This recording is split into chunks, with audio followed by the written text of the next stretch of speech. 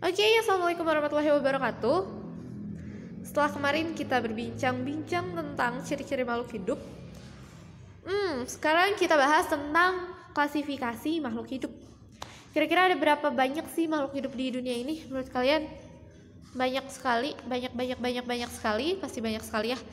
Karena saking banyaknya maka harus diklasifikasiin dong, maksudnya dikelompokin gini. Kalian juga kalau misalnya di sekolah kan dikelompokin ada 8A, 8B, 8C. Nggak mungkin kan semua kelas 8 brek semuanya dalam satu kelas yang sama gitu. Itu akan sangat sulit untuk mengelolanya. Karena itu ibaratnya sama kayak di sekolah, jadi makhluk hidup juga dikelolanya biar gampang, biar lebih mudah untuk ilmuwan harus diklasifikasikan. Klasifikasi makhluk hidup ini terdiri dari 5 kingdom. Terus dengan ciri-ciri yang berbeda, kita bahas satu persatu.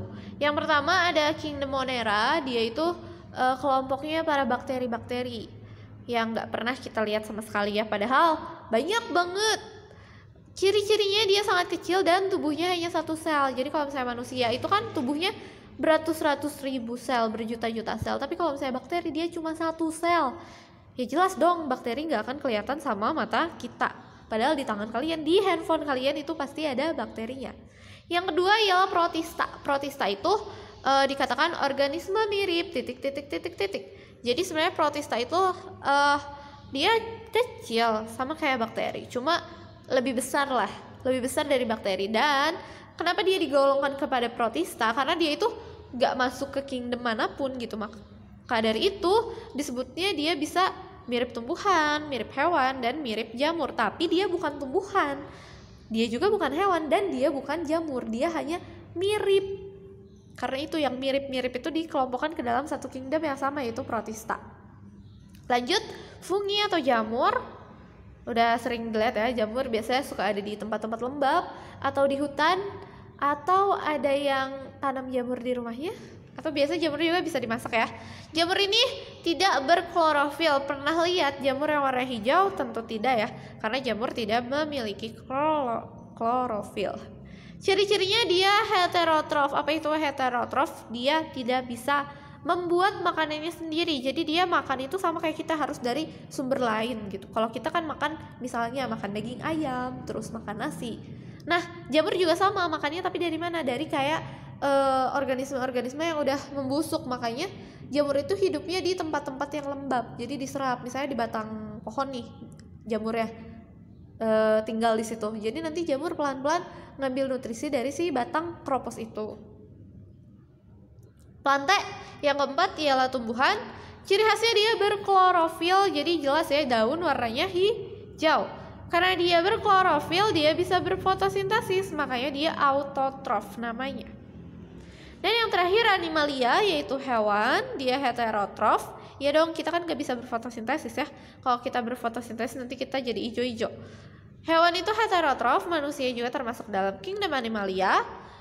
Dan perbedaannya dari kingdom-kingdom yang lain, animalia ini bisa bergerak aktif. Animalia ini dibagi menjadi dua, ada invertebrata dan vertebrata.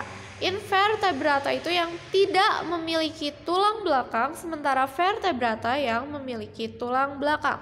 Contohnya vertebrata apa? Kita manusia vertebrata. Nah sekarang ibu mau menekankan lagi perbedaan Monera sama protista. Monera itu tadi bakteri ya.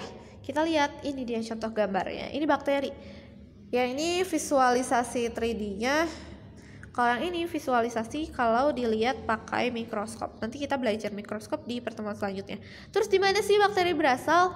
Di mana sih bakteri berada? Di mana-mana ya. Kalau misalnya kalian mau lihat kumpulan dari bakteri di gigi-gigi yang bolong itu banyak banget bakterinya. Dan di sela-sela kuku yang kotor itu juga banyak bakterinya. Jadi sebenarnya kita hidup bersama dengan bakteri, cuma kita nggak ngeh aja. Nah kalau protista itu contohnya kayak gini. Kalau misalnya di pantai yang alga-alga warna hijau, nih alga-alga itu bakteri itu protista, mohon maaf. Ini protista, ini protista, ini protista. Jadi mirip, ini protista mirip jamur.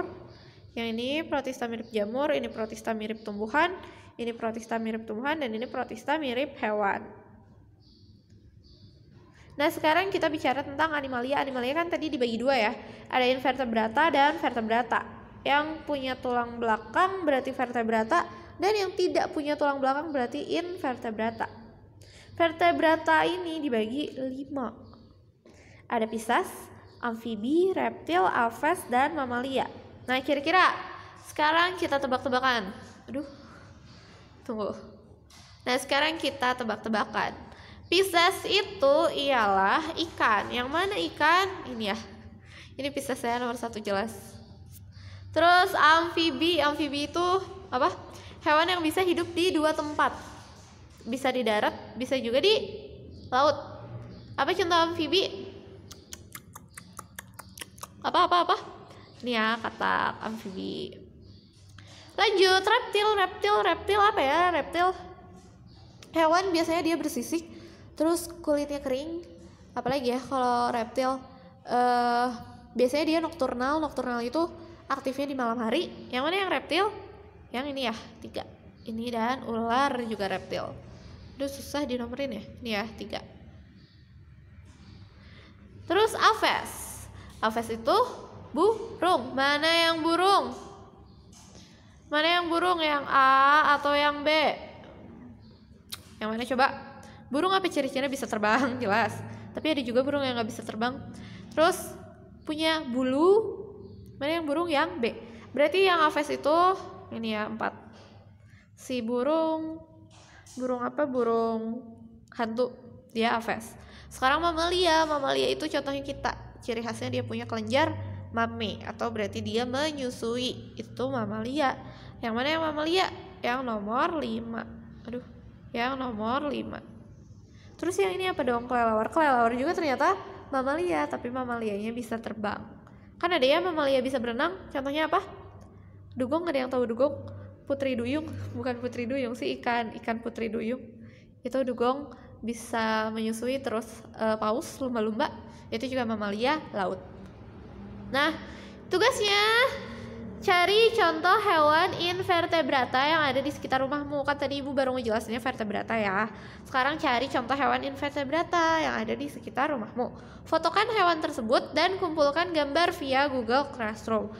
Maksimal berapa ya? 5 deh, sekitar 5 aja ya. Aduh. Jadi berapa? 5 ya. 5 hewan. Fotokan hewannya, terus kirim ke Google Classroom. Jadi fotonya di grid aja ya. Fotonya di grid gitu, bebas deh gitu ya. Saya nih hewan 1, hewan 2, hewan 3, hewan 4, hewan 5, hewan 6, kayak gitu.